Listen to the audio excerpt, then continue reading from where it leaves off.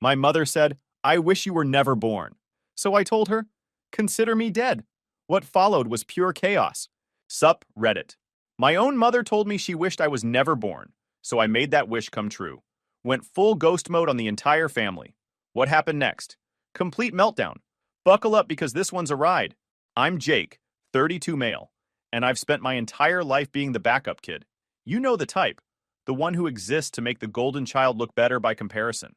My younger brother Tyler, 28 male, has been the star of our family since he took his first breath. Kid could set the house on fire, and mom would praise his initiative. Growing up, the favoritism wasn't even subtle. It was so obvious that even family friends would notice and make uncomfortable jokes about it. Tyler got the big bedroom with the bay windows overlooking the backyard, the room with the walk-in closet and attached bathroom. I got the converted storage room in the basement, with a window well that leaked every time it rained and a bathroom I had to share with the laundry room. The carpet in my room smelled like mildew no matter how many times we cleaned it, and in winter you could see your breath because the heating didn't reach down there properly. Tyler got a car for his 16th birthday, a freaking Mustang that Dad spent 3 months restoring in the garage. I remember watching them work on it together on weekends, Dad teaching Tyler about engines and transmissions, both of them covered in grease and laughing about something. I'd ask if I could help, and Dad would tell me to go do my homework or mow the lawn. That car became Dad's pride and joy, and Tyler didn't even appreciate it. Crashed it twice in the first year, and both times Dad just fixed it up again without even raising his voice. Me? I got a lecture about responsibility and the bus schedule when I turned 16. Dad sat me down and explained that owning a car was a privilege, not a right, and that I needed to demonstrate financial responsibility first. So, I got a job at the local grocery store, saved up for 8 months, and bought a 1998 Honda Civic with 140,000 miles on it for $2,800. The thing barely ran, needed constant repairs, but it was mine. Dad never offered to help fix it or teach me anything about car maintenance. I learned from YouTube videos in our driveway while he and Tyler were inside watching football. When Tyler barely scraped through high school with a 2.3 GPA, my parents threw him a graduation party with catering and a DJ. Not just any party, they rented out a banquet hall, invited 150 people, had a slideshow of Tyler's journey through high school that somehow made a C- student look like a scholar. The cake alone cost $400. They hired a photographer to capture every moment. Tyler wore a custom suit that Mom had tailored specifically for the occasion. Dad gave this long emotional speech about how proud he was, watching his son overcome obstacles and achieve his dreams. The obstacles being basic high school classes, and the dreams being graduating after 5 years because he failed junior year English. When I graduated 2 years earlier, with a 3.8 GPA, National Honor Society membership, and acceptance to 3 universities with partial scholarships, I got a card with $50 and a good job, while they were busy planning Tyler's college dorm setup. No party, no photographer, no speech. We went to a family dinner at a chain restaurant where Tyler complained about the menu the entire time, and Mom spent the meal asking him what color sheets he wanted for his dorm room. I remember sitting there in my honor cords, watching my parents plan my brother's future, while mine was just an inconvenient interruption to their real priority. The next day, I asked Mom why Tyler got a big party, and I didn't. She said Tyler needed extra encouragement because school was harder for him, and I was self-motivated enough that I didn't need external validation. Self-motivated. That's what you call a kid who figured out early that nobody was going to celebrate his achievements, so he'd better find motivation somewhere else. College was more of the same nightmare, just with higher stakes. Tyler went to State University, partied for 6 years, changed majors 4 times, and finally graduated with a communications degree he's never used. Started as pre-med because Dad wanted a doctor in the family, switched to business after failing organic chemistry, then to psychology because a girl he liked was in that program, then to marketing because it sounded easy, and finally settled on communications because his advisor told him it was the only major he had enough credits to actually complete. My parents paid every cent: tuition, housing, meal plan, spending money, spring break trips, fraternity dues, the works. Probably dropped close to $180,000 on his extended adolescence. I remember Mom justifying it by saying Tyler needed to focus on his studies without the stress of working. Never mind that he spent more time at parties than in class. Me? I went to community college while working full-time at a warehouse, transferred to finish my business degree at a regional campus, and graduated with $31,000 in student loans that I'm still chipping away at. My parents' contribution was exactly $0, and a lot of comments about how I should have applied myself more to get scholarships like Tyler supposedly did. Tyler didn't get scholarships. He got a blank check from mom and dad and still took 6 years to graduate with a degree that requires 4. I worked the overnight shift at the warehouse, 11 p.m. to 7 a.m., then went straight to classes. I'd sit in the back of lecture halls fighting to stay awake, drinking gas station coffee and eating vending machine food because I didn't have time for real meals. Other students would complain about being tired from staying up late gaming or partying. I was tired from loading trucks for 8 hours before coming to campus. There were weeks I'd work 45 hours, attend 15 hours of classes, and somehow find time to study and do assignments. I'd see Facebook posts of Tyler at football games, parties, road trips with friends. Meanwhile, I was calculating whether I could afford both textbooks and groceries that week. Usually couldn't afford both, so I'd share textbooks with classmates or find older editions at the library. My parents knew all this. They'd see me exhausted at family dinners, falling asleep on their couch because I hadn't slept in my own bed in 3 days. Never once did they offer to help with tuition or reduce my hours by covering some expenses. But Tyler mentioning he wanted to join a fraternity? They had $800 for dues within a week. After college, I got a job in supply chain management. Started at the bottom, worked weird hours, dealt with angry clients and impossible deadlines. Slowly worked my way up over 8 years to senior logistics coordinator. Nothing glamorous, but I make decent money now. Around $73,000 plus bonuses. Own a small house in a decent neighborhood, got a reliable car, pay my bills on time. Basically living a normal adult life. Tyler? He moved back home after graduation, spent 2 years finding himself, worked a series of part-time gigs he'd quit after a few months, and is currently doing freelance graphic design. By freelance, I mean he makes logos for his friends' failed startups and hasn't earned more than $15,000 in any given year. He's 28 and still living in my parents' finished basement rent-free. The real kicker is how my parents talk about us. Tyler is artistic and creative and finding his path. I'm too focused on money and missing the bigger picture. Tyler's lack of employment is following his passion. My stable career is settling for corporate mediocrity. Every family gathering is the same exhausting performance. Mom asks Tyler about his latest project like he's Michelangelo painting the Sistine Chapel.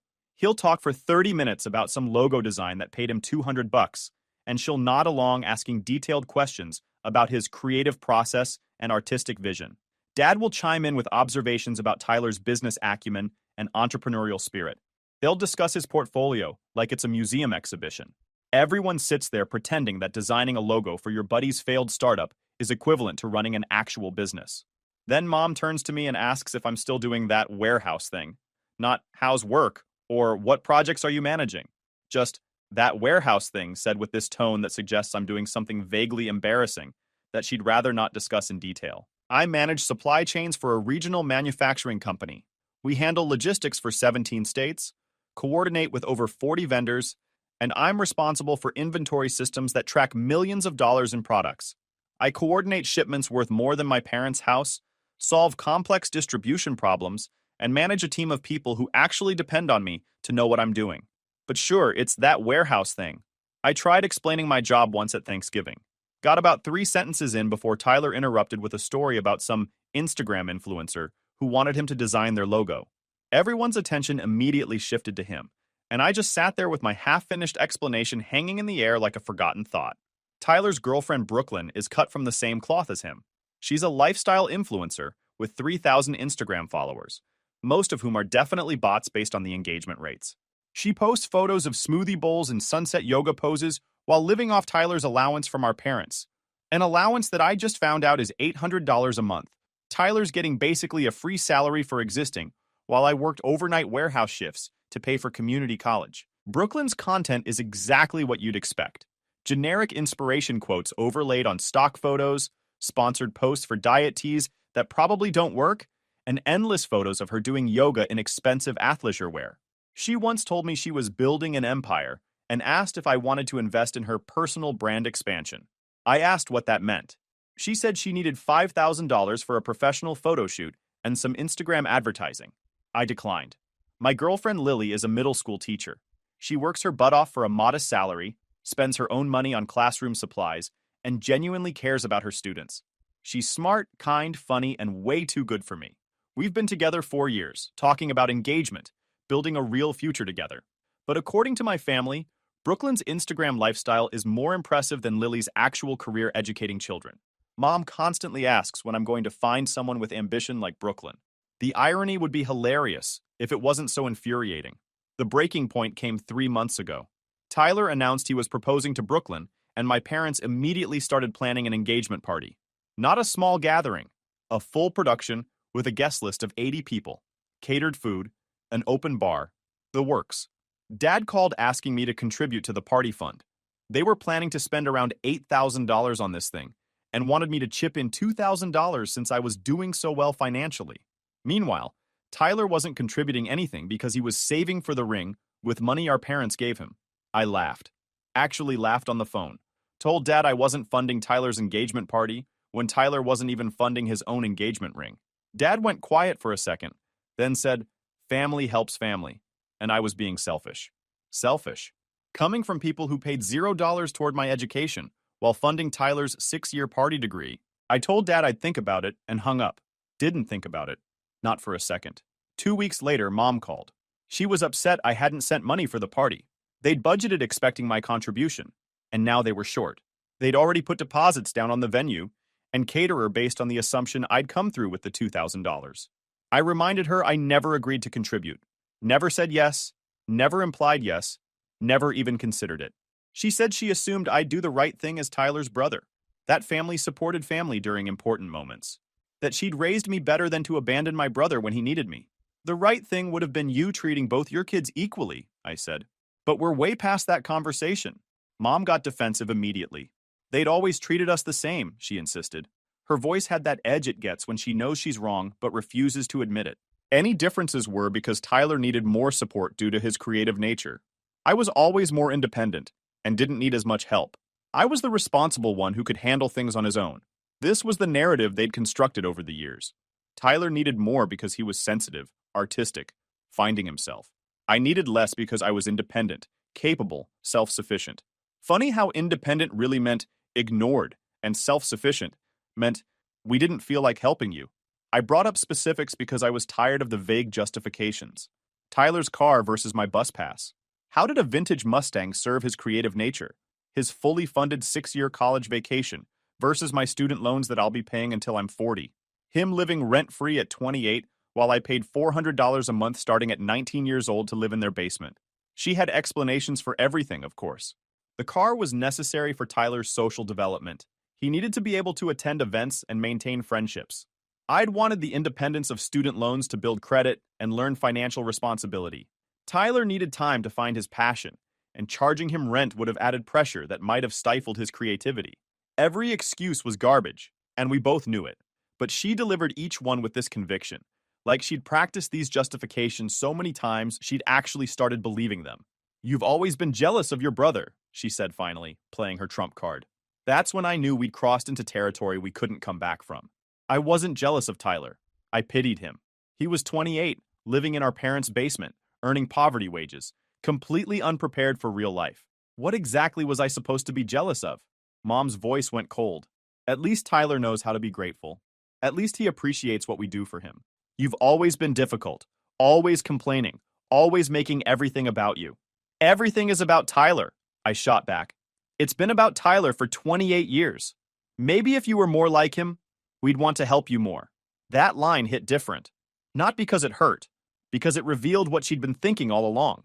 They chose not to help me because I wasn't Tyler, not because I didn't need it, not because I was more independent, but because I wasn't him.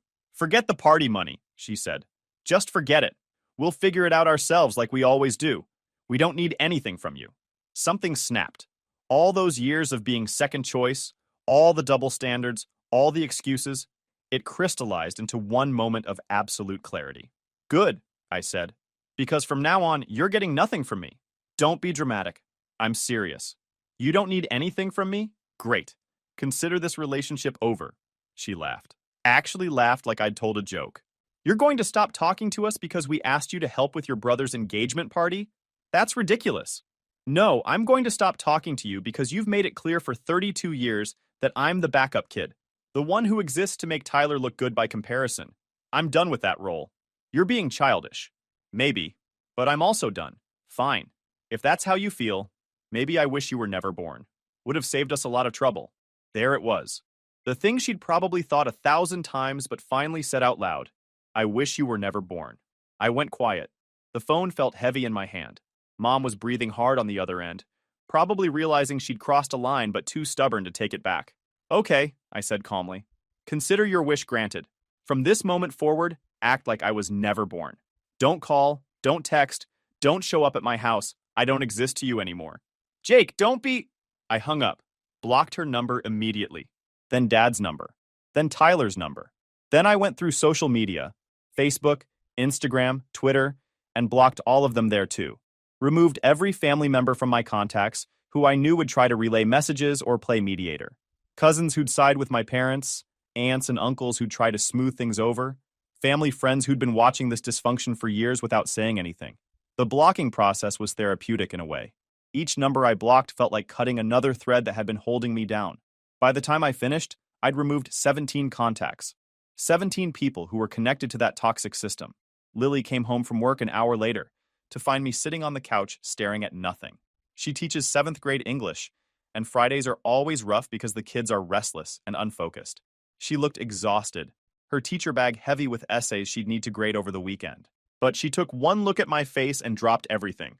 What happened? She asked, sitting down next to me without even taking off her coat. I told her everything. The party fund demand, the conversation with Mom getting heated, every excuse she'd made for 32 years of treating me like I didn't matter. The comment about me being jealous. The final insult about wishing I was never born. Lily listened without interrupting, her face getting harder with each detail, her teacher patience wearing thin as she heard how my own mother had spoken to me.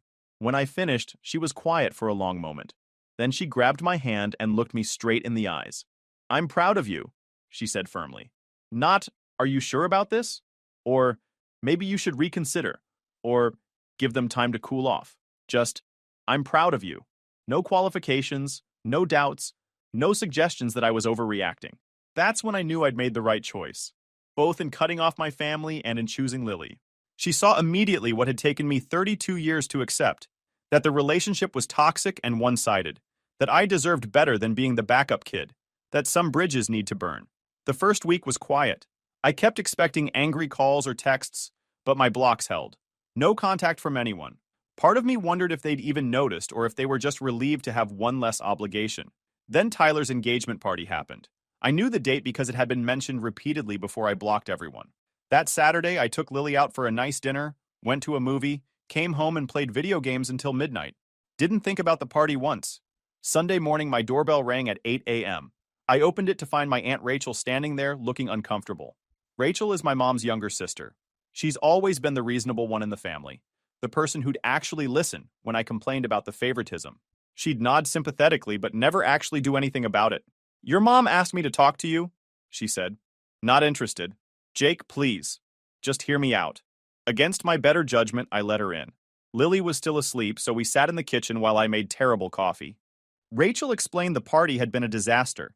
Not because I wasn't there, they barely noticed that.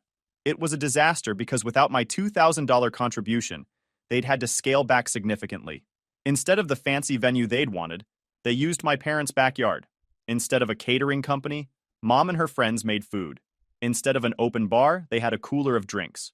Brooklyn was furious, Rachel said. She expected this big fancy party, and it was basically a barbecue. She and Tyler had a huge fight in front of everyone. She accused him of not caring enough to give her a proper engagement celebration. Sounds like a personal problem. Tyler feels terrible. He thinks you sabotaged his party on purpose. I actually laughed. I sabotaged his party by not giving him money I never agreed to give? That's some creative logic. Rachel looked uncomfortable. Your mom is really hurt. She didn't mean what she said on the phone. Yes, she did. She meant every word. She wished I was never born, so I'm making that wish come true. She was angry. People say things they don't mean when they're angry. Rachel, I've had 32 years to observe how my parents treat me versus how they treat Tyler. That comment wasn't a slip of the tongue. It was the truth finally coming out. She tried the family angle. Blood is thicker than water. We only get one set of parents. Life is too short for grudges.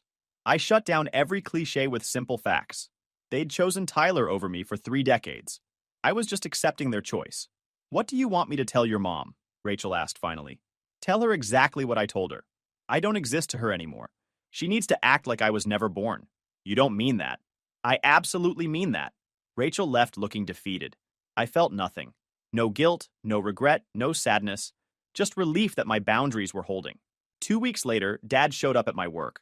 My work. He somehow got past the front desk and showed up at my office door during lunch. We need to talk, he said. No, we don't. I kept eating my sandwich. You're being stubborn. I'm being consistent. I told Mom I was done. That includes you. He sat down anyway, uninvited. Started talking about how I was tearing the family apart, how Tyler was upset, how Mom cried every day, how this whole situation was ridiculous over a few $1,000s. It's not about the money, I interrupted. It's about 32 years of being treated like I don't matter. That's not true. Dad, you restored a Mustang for Tyler's 16th birthday. You gave me a bus schedule. You said you didn't want a car. I was 14 when I said that because I knew we couldn't afford 2 cars. Then Tyler turned 16, and suddenly money wasn't an issue. He had no response to that. Just sat there looking uncomfortable. You paid for Tyler's college completely. I graduated with $31,000 in debt that I'm still paying off. We were in a better financial position when Tyler went to school. You bought him a car 3 years before he went to school. You could have saved that money for my education instead. Again, nothing. Tyler lives in your basement rent-free at 28. I paid rent at 19. Tyler needs more time to establish himself. And I didn't? We went in circles for 20 minutes. Every double standard I brought up, he had an excuse for. Every example of favoritism, he explained away. He genuinely couldn't see it. Or he could see it, but couldn't admit it. Finally, I told him to leave or I'd call security. He stood up, angry now. You're going to regret this, he said. Family is all you've got in this world. Then I guess I don't have much. He left. I finished my sandwich and went back to work. That evening, my boss called me into his office. Your father was here today, he said carefully. I know, I'm sorry about that. He told me some concerning things. Said you were having a mental health crisis and might not be reliable at work. Wanted me to keep an eye on you? My blood ran cold. I'm not having any crisis. We had an argument, and I cut contact. He's trying to cause problems. My boss nodded. That's what I figured. The fact that he'd come to your workplace and make those claims told me more about him than about you. But I wanted you to know in case he tries other things. Other things. Like he might escalate beyond just showing up. I thanked my boss and left. Called Lily on the way home and told her what happened. She was furious. Her suggestion was getting a restraining order, but that felt extreme. Instead, I sent a group email to my boss, HR, and building security explaining the family situation and requesting they not allow my parents or brother into the building. The next week, Tyler showed up at my house. It was a Tuesday evening. Lily and I were cooking dinner when the doorbell rang. I checked the peephole and saw him standing there in his standard outfit of artistically distressed jeans and a vintage band t-shirt. I didn't open the door, just called through it. Go away. Dude, come on, we need to talk. Nothing to talk about. You're ruining my engagement. Brooklyn's family thinks we're broke because of the party situation. Her dad keeps asking why my brother didn't help out. It's embarrassing. Sounds like a you problem. Stop being petty. I know you're mad about the college thing and the car thing, but that was years ago. Get over it. The college thing and the car thing. Like they were isolated incidents instead of symptoms of a lifetime pattern. Tyler, I'm going to say this once. Leave. Don't come back. If you show up again, I'm calling the police. Over what? I'm your brother. Trespassing. Now leave. He stood there another minute, probably expecting me to crack. I didn't. Eventually, he left, but not before shouting that I was being a jerk and Brooklyn's family thought our whole family was dysfunctional. Good. Let them think that. Not my problem anymore. Week 5 brought the really creative escalation. Mom started calling Lily. She'd gotten Lily's number somehow, probably from an old family event where we'd shared contact info.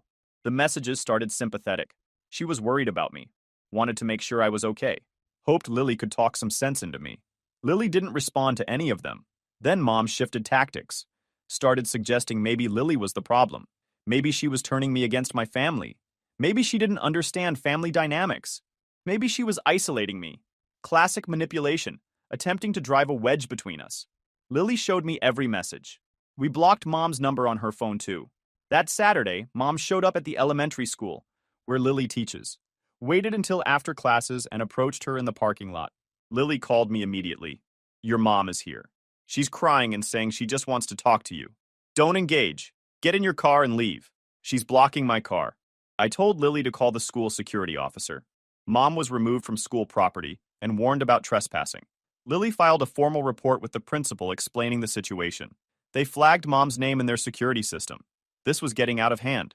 They'd gone from asking me to reconsider to actively harassing me and the people around me. I talked to a lawyer friend who suggested documenting everything and considering a restraining order if it continued. Month 2 brought an unexpected twist. My Uncle Dave reached out. Dave is Dad's brother, and we'd always gotten along okay. He wasn't asking me to reconcile. He wanted to tell me something. We met at a diner across town. Dave looked uncomfortable, kept stirring his coffee without drinking it. "I'm not here to take sides," he started. "But you should know what's being said about you."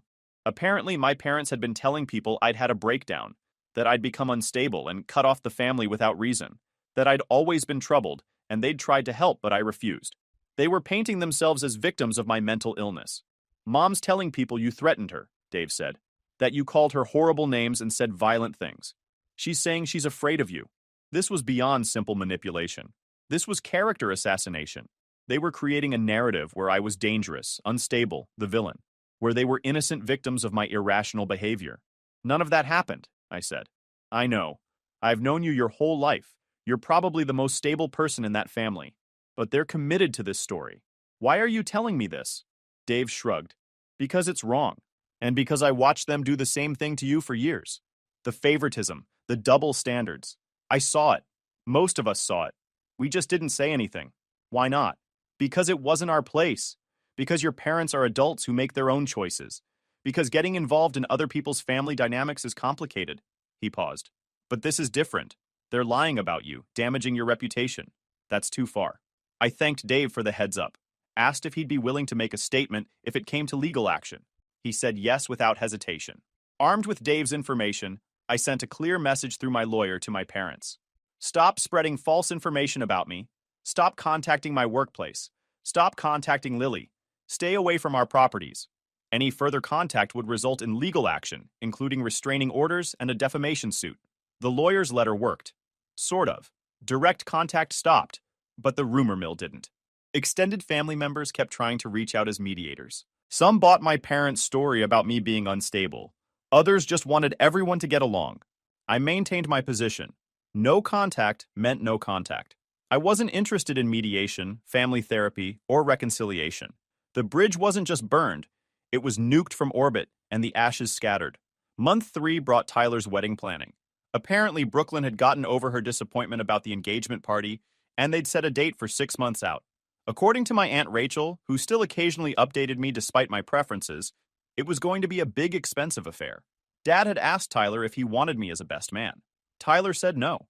He'd rather have his friend Brandon, someone who actually supported his relationship. Good. Saved me from having to decline. But here's where it got interesting. Brooklyn's parents were old-school traditional. They expected the groom's family to host certain events and contribute to specific wedding costs. When they found out Tyler's brother wasn't involved, they started asking questions. According to Rachel, Brooklyn's father point-blank asked my parents what was wrong with me. Why wasn't I participating in my brother's wedding? Was I in prison? On drugs? Estranged over something serious? Mom apparently tried her mental illness story, but Brooklyn's father wasn't buying it. He'd done some basic internet searching, found my LinkedIn, saw my normal professional life, asked around through his network. I wasn't unstable. I was a functioning adult with a good job and clean record. So he pushed harder. What had actually caused the rift? The truth came out eventually. Not from my parents, but from various family members Brooklyn's father spoke to. The favoritism, the college funding disparity, the party fund drama, Mom's comment about wishing I was never born. Brooklyn's father was reportedly furious. Not at me, at my parents. He came from a large family where everyone was treated equally. The idea of parents openly favoring one child over another was unacceptable to him. He apparently told Tyler that maybe he should consider whether Brooklyn really wanted to marry into a family with such dysfunction. Tyler panicked, called me from a number I didn't recognize. I answered without thinking. "Dude, you're destroying my life," he said immediately. "Tyler, Brooklyn's dad thinks our family is screwed up because of you. He's questioning whether she should marry me. Her mom is asking all these questions about how we were raised. This is a nightmare. Sounds like a personal problem. You need to fix this. Come to dinner, talk to Brooklyn's parents, show them you're not some crazy person." I'm not the one who told them I was crazy. That was Mom. Whatever, just fix it. No. What do you want? An apology? Fine. I'm sorry you're upset about the college stuff. There, now fix this. I don't want anything from you. I want you to leave me alone. You're really going to let me lose Brooklyn over this? You're not losing Brooklyn over me. You might lose her because she's realizing what kind of family you come from. That's not my fault.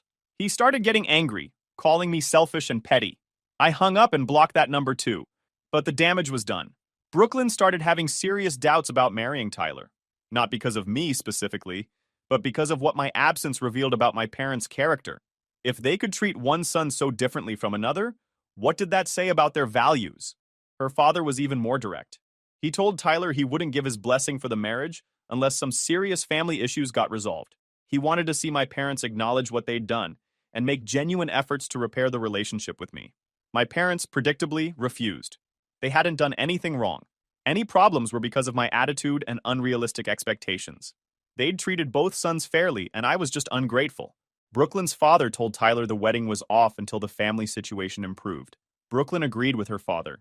She wanted a marriage based on healthy family dynamics, not whatever toxic situation my parents had created.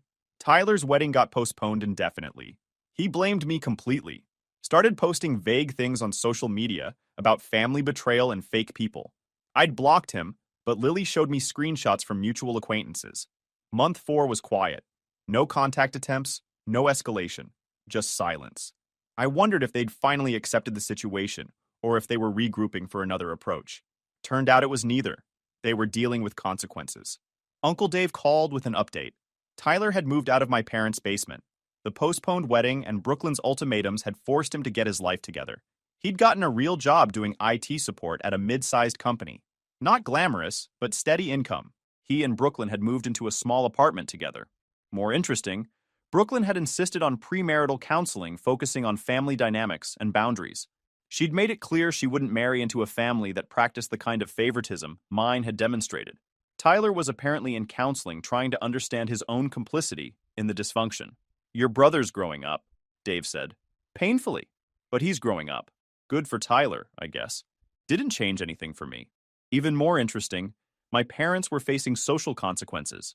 Other family members had started distancing themselves after hearing the full story.